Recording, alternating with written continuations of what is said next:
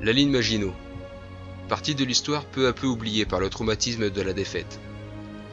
Depuis plusieurs années, des passionnés ravivent la mémoire des équipages de la ligne. Mais nous devons à notre tour perpétuer ce travail de mémoire. Ce travail, je le réalise à travers des explorations, filmées directement sur les lieux des combats. Je vous emmène une nouvelle fois dans le secteur fortifié de Maubeuge, à l'intérieur du fer de lance de sa ceinture fortifiée, le fort de Boussois. Suivez-moi dans une nouvelle histoire de la ligne Maginot.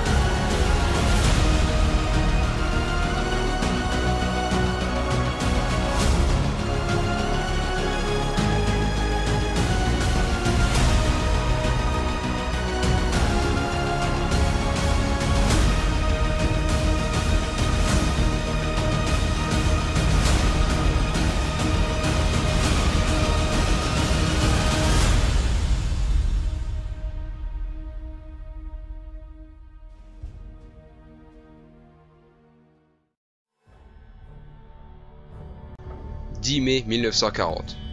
Tout est calme autour de l'ouvrage. Tellement calme que les personnes présentes à l'époque pourraient prétendre que la drôle de guerre n'existe pas.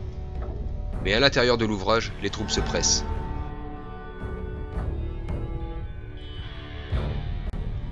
À 7 heures, la ville de Maubeuge subit un bref bombardement.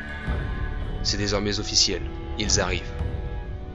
Les informations venues du front racontent que la manœuvre d'île est une catastrophe. Les Allemands écrasent tout sur leur passage.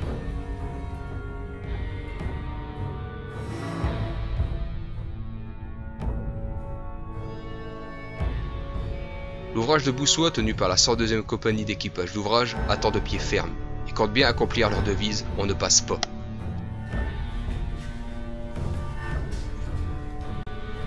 Le capitaine Bertin, commandant d'ouvrage, organise la défense. Les troupes sont prêtes.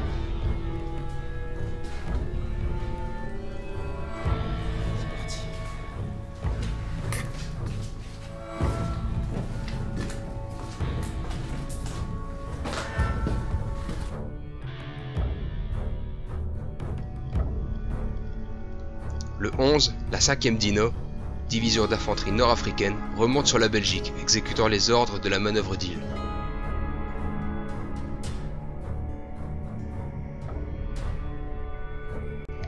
Les réfugiés s'amassent à la frontière. Du 17 au 18, la Luftwaffe attaque intensément. Les canonnades se font ressentir.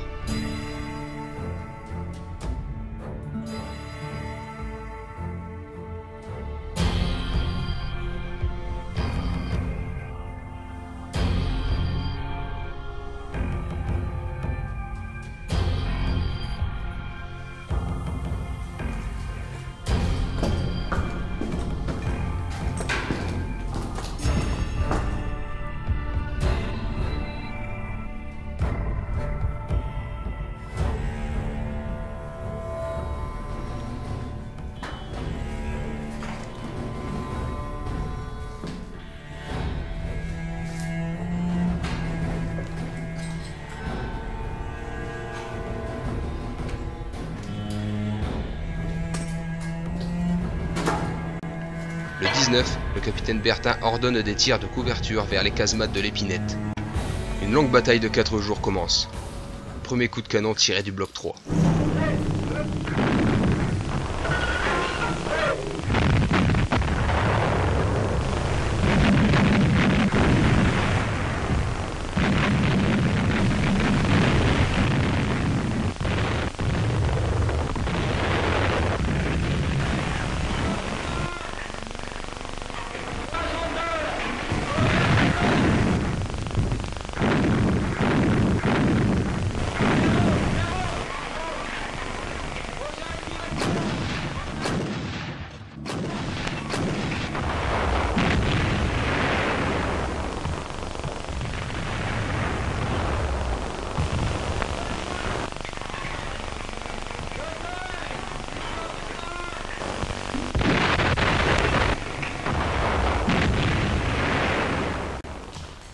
Les combats faisaient rage, l'artillerie et les bombes des Stuka faisaient trembler tout l'ouvrage.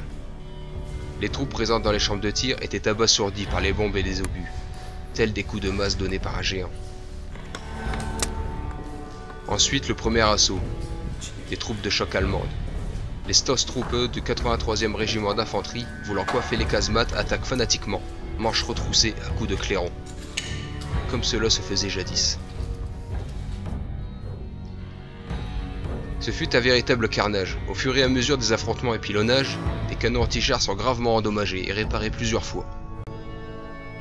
Feu à volonté, les mitrailleuses crachent, un soldat décrit la scène. De ce second assaut, j'ai conservé une image terrifiante de la guerre, celle qui tue sans pitié, sans savoir. Ce fut infernal.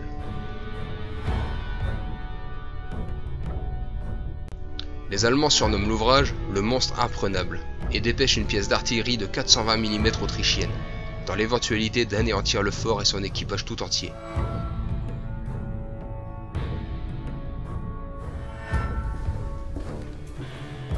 Dans ce type de fort, les repas étaient pris dans les couloirs, les soldats rabattaient les tables des murs et entreposaient les tabourets dans ces niches.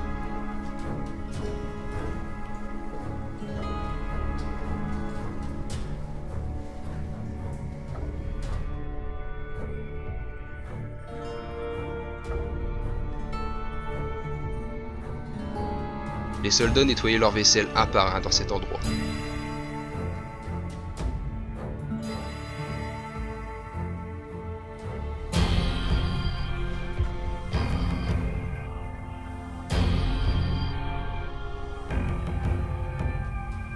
La coupole arme mixte du bloc 2 est hors service.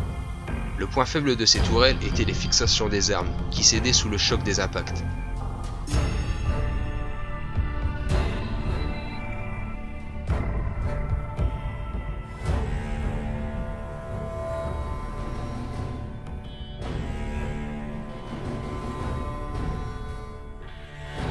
La ventilation est endommagée, le bloc 1 a terriblement souffert, l'entrée est partiellement détruite.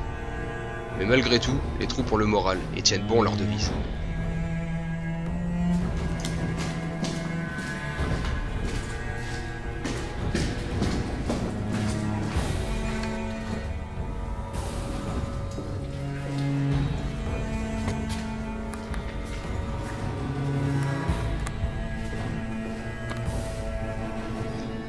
Pour en savoir un peu plus, cet ouvrage a été bâti sur les ruines de l'ancien fort serré de rivière, appelé Kilmen, entièrement détruit en 1914. Mais il reste tout de même des vestiges de l'ancien ouvrage. Le puits ainsi que le tunnel d'évacuation très reconnaissable grâce à la brique.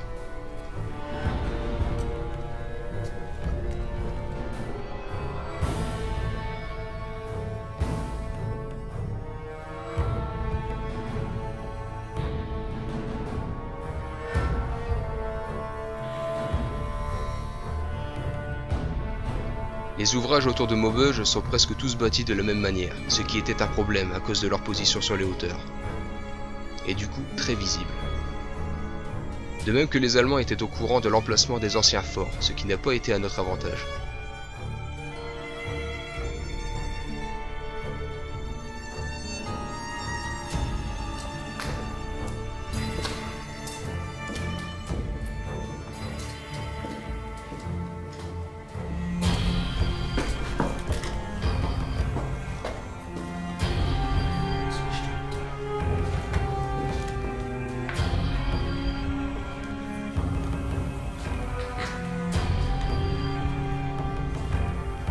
La vie dans les ouvrages était difficile, les soldats ne sortaient que très rarement, mis à part le génie pour les entretiens extérieurs. La vie sous terre pouvait causer le syndrome de la bétonite, appelé aussi la maladie du béton, causée par tout ce temps passé sous terre.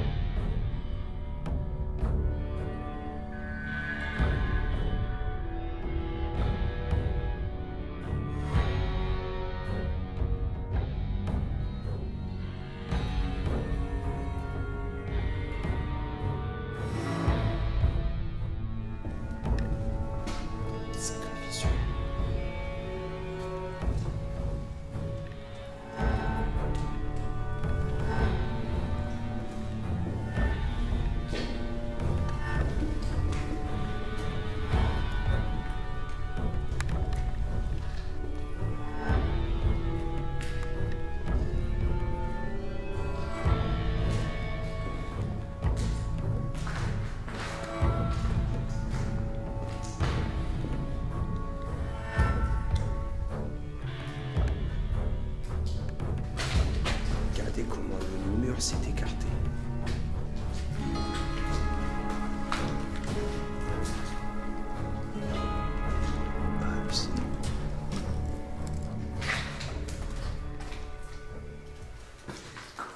Le bloc 3 a énormément souffert à cause des pilonnages et bombardements,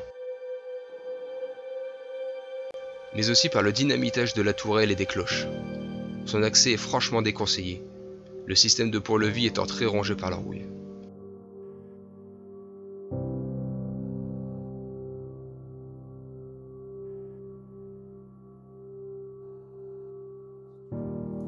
Regardez-moi ça.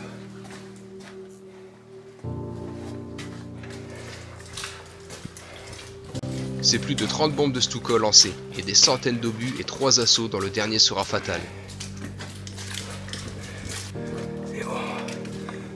La ventilation ne fonctionne plus, l'équipage ne tient plus. Le capitaine Bertin réunit les officiers. Les casemates sont coiffées et les lance-flammes sont utilisées. La reddition est donnée. Le fort résista 4 jours. Le général Hans von Hochfelder et ses troupes rendront les honneurs à l'équipage. Le capitaine Bertin apprit dans le début de la captivité qu'un soldat allemand parlait très bien le français et avait travaillé sur le chantier de Boussois. Les Allemands étaient au courant de tous les points faibles, notamment grâce à la ligne tchécoslovaque, jumelle de la ligne Maginot. Les Allemands n'avaient tout simplement pas prévu une telle combativité de la part des ouvrages de la ceinture fortifiée de Maubeuge et de la 101e division d'infanterie de Forteresse, regroupant le 84e et 85e régiment d'infanterie de Forteresse. Cette bataille s'appelle la bataille de la Sambre, et ces ouvrages ont permis, entre les assauts et bombardements, l'évacuation des troupes revenues de la manœuvre d'île, qui combattront dans la forêt de Mormal jusqu'à l'évacuation à Dunkerque. La bataille de la Sambre sera scellée après la chute de la ville, le 23 mai 1940. On peut peut-être en conclure que la combativité et l'efficacité de nos troupes de Forteresse ont permis au succès de l'opération Dynamo.